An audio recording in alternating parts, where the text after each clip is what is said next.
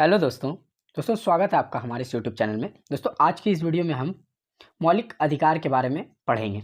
दोस्तों आपको इतना तो ज़रूर बता देंगे कि ये एक वीडियो देखने मात्र से आपको मौलिक अधिकार से रिलेटेड जितने भी सवाल एग्ज़ाम में पूछे जाते हैं या फिर इससे बनते हैं वो सारा आपको इसी वीडियो में क्लियर हो जाएगा।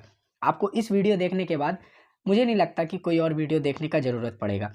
तो आप वीडियो को ध्यान से देखिएगा तो आपका सारा डाउट इस एक वीडियो में क्लियर हो जाएगा। क्वालिटी जो भी हो, कंटेंट तगड़ा है, ध्यान से अगर देखिएगा तो कम समय में ज़्यादा ज्ञान देने का प्रयास करेंगे। चलिए जानते हैं। इस वीडियो में हम लोग पढ़ेंगे मौलिक अधिकार क्या है, मौलिक अधिकार क्यों दिए गए, मौलिक अधिकार कब दिए गए, किसकी सिफारिश पर लाए गए, कौन से अधिनियम प्रेरणा से जुड़े हुए हैं और संविधान के किस भाग में है ये हमारा मौलिक अधिकार। तो बारी बारी से सभी चीज़ पॉइंट वाइज जानने का प्रयास करेंगे जिससे कि आपका सारा डाउट क्लियर हो और अगर आप पहली बार भी देख रहे हैं तो आपको अच्छे से समझ में आ सके। सबसे पहले जानते हैं मौलिक अधिकार क्या है। दोस्तों मौलिक अधिकार वे अधिकार हैं जो भारत के प्रत्येक नागरिकों को संविधान द्वारा दिए गए हैं ताकि हर व्यक्ति सम्मान, स्वतंत्रता और समानता के साथ जीवन जी सके। इन अधिकारों को देश का आधारभूत अधिकार माना जाता है। दूसरा है मौलिक अधिकार क्यों दिए गए। तो मौलिक अधिकार नागरिकों की स्वतंत्रता की रक्षा करने के लिए, सरकार की मनमानी को रोकने के लिए, सभी लोगों को समान अधिकार देने के लिए, शोषण और भेदभाव को समाप्त करने के लिए, लोकतंत्र को मजबूत करने के लिए और हर व्यक्ति को सम्मानपूर्वक जीवन देने के लिए मौलिक अधिकार दिए गए। मौलिक अधिकार कब लागू हुआ। भारतीय संविधान 26 नवंबर 1949 को बनकर तैयार हो गया और मौलिक अधिकार 26 जनवरी 1950 से लागू कर दिया गया। मौलिक अधिकार संविधान सभा ने इसे स्वीकार किया। ये किसकी सिफारिश पर लाया गया, तो संविधान सभा ने इसे स्वीकार किया। इसके लिए सरदार वल्लभ भाई पटेल की अध्यक्षता में बनी मौलिक अधिकार उप समिति ने महत्वपूर्ण भूमिका निभाई। इस समिति में डॉक्टर भीमराव अम्बेडकर और जेवी कृपलानी आदि सदस्य भी थे। आगे है मौलिक अधिकार किस अधिनियम या प्रेरणा से जुड़ा हुआ है। तो मौलिक अधिकार को अमेरिका के संविधान से लिया गया। ये फ्रांस की क्रांति और ब्रिटेन के स्वतंत्रता परंपरा से ली गई है। इसे संविधान के भाग 3 में रखा गया है। अनुच्छेद 12 से 35 तक इसका वर्णन है कि भारत के नागरिक को कौन कौन सा मौलिक अधिकार प्राप्त है। इसमें कुल 7 मौलिक अधिकार थे, अब 6 हैं। 7 कौन कौन से थे।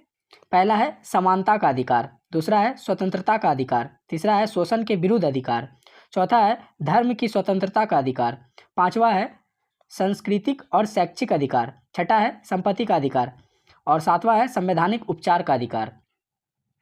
अब मात्र 6 ही बचे हैं, संपत्ति के अधिकार को हटा दिया गया है।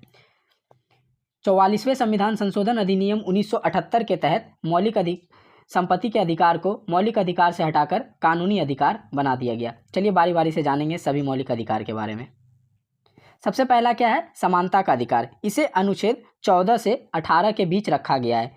इसमें सभी नागरिकों को इसमें बताया गया है कि सभी नागरिक कानून के नज़र में समान होंगे। जाति, धर्म, लिंग, जन्मस्थान आदि के आधार पर कोई भेदभाव नहीं होगा। सरकारी नौकरी में समान अवसर मिलेंगे। छुआछूत समाप्त किया गया है और राजा महाराजाओं की उपाधि खत्म की गई। दूसरा है स्वतंत्रता का अधिकार। इसे अनुच्छेद 19 से 22 के बीच रखा गया है।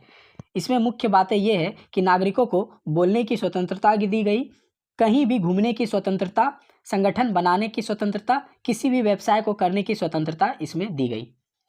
तीसरा है शोषण के विरुद्ध अधिकार। अनुच्छेद 23 से 24 के बीच मानव तस्करी को रोकना, जबरदस्ती मजदूरी पर रोक और 14 वर्ष से कम उम्र के बच्चों को खतरनाक काम करवाना अपराध माना गया। ये शोषण के विरुद्ध अधिकार दिया गया। इससे प्रभाव ये रहा कि समाज में समानता बढ़ी, दलितों और कमजोर वर्गों को भी अधिकार मिला। स्वतंत्रता के अधिकार का प्रभाव ये रहा कि लोकतंत्र मजबूत हुआ, लोग खुलकर अपनी बात कह सकते हैं। शोषण के विरुद्ध अधिकार का प्रभाव ये रहा कि बाल मजदूरी कम करने में मदद मिली और गरीबों की शोषण में कमी आई। चौथा है धर्म की स्वतंत्रता का अधिकार। इसे अनुच्छेद 25 से 28 के बीच रखा गया है। हर व्यक्ति अपनी पसंद का धर्म मान सकता है, धर्म का प्रचार और पालन कर सकता है। भारत एक धर्मनिरपेक्ष देश है। इसका प्रभाव ये रहा कि सभी धर्मों का समान सम्मान मिला और धार्मिक स्वतंत्रता बढ़ी। 5वां है सांस्कृतिक और शैक्षिक अधिकार। इसे अनुच्छेद 29 से 30 के बीच रखा गया है। इसमें अल्पसंख्यकों को अपनी भाषा और संस्कृति बचाने का अधिकार है। ये अपने शिक्षण संस्था खोल सकते हैं। प्रभाव ये रहा कि विभिन्न संस्कृतियों की रक्षा हुई, अल्पसंख्यकों को सुरक्षा मिला। 6वां है संवैधानिक उपचार का अधिकार, अनुच्छेद 32। इसे डॉक्टर भीमराव अम्बेडकर ने संविधान का हृदय भी कहा था। यदि किसी का मौलिक अधिकार छीना जाए तो वे सीधा उच्चतम न्यायालय सुप्रीम कोर्ट जा सकते हैं। बाबा साहब भीमराव अम्बेडकर ने इसे आत्मा और हृदय कहा था, संविधान की आत्मा और हृदय कहा था। इससे ये प्रभाव पड़ा कि नागरिकों को के अधिकार सुरक्षित रहेंगे और सरकार पर नियंत्रण बना रहेगा। आगे देखिए 10 है मौलिक अधिकार का इतिहास। दोस्तों, सन 1895 में भारतीय नेताओं ने पहली बार अपने अधिकारों की मांग की। 1919 रॉलेट एक्ट ना अपील ना दलील ना वकील, जो 1919 में पारित किया गया था, के विरोध में अधिकारों की मांग तेज हुई।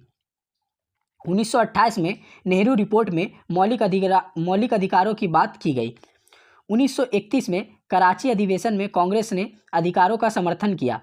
1947 से 49 संविधान सभा ने अधिकारों को अंतिम रूप दिया और 1950 को संविधान लागू हुआ और मौलिक अधिकार लागू हुए। ये था मौलिक अधिकार का इतिहास। अब देखिए मौलिक अधिकारों से देश में क्या प्रभाव पड़ा।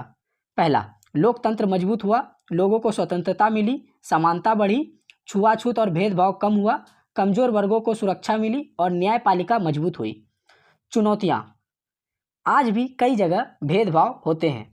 बाल मजदूरी पूरी तरह से खत्म नहीं हुई है। आप भी बहुत जगह अभी देखते होंगे, दुकान में या फिर किसी के घर में छोटे छोटे बच्चों को काम करवाया जाता है। और अधिकार के प्रति जागरूकता में अभी भी कमी है। अभी भी बहुत कम ही लोग हैं जिनको पता है कि उन्हें कौन कौन अधिकार दिया गया है संविधान की तरफ से। तो ये सारी चुनौतियां है मौलिक अधिकार का पालन करवाने में। आगे है मौलिक अधिकारों की विशेषता। ये संविधान द्वारा सुरक्षित है। मतलब क्या कि कभी ऐसा नहीं हो सकता कि कोई सरकार आई और हमारा अधिकार छीन ले। हाँ, बदला जा सकता है, जैसे संपत्ति के अधिकार को कानूनी अधिकार बना दिया गया, पर ऐसा नहीं है कि हमारा अधिकार ही छीन लिया जाएगा। सरकार इन्हें आसानी से छीन नहीं सकते। इसे छीनने के लिए भी बहुमत चाहिए होता है।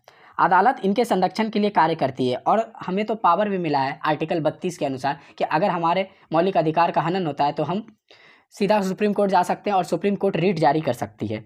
ये लोकतंत्र की नींव है। निष्कर्ष, मौलिक अधिकार भारतीय लोकतंत्र की सबसे बड़ी ताकत है। ये हर नागरिकों को समानता, स्वतंत्रता और सुरक्षा प्रदान करती है।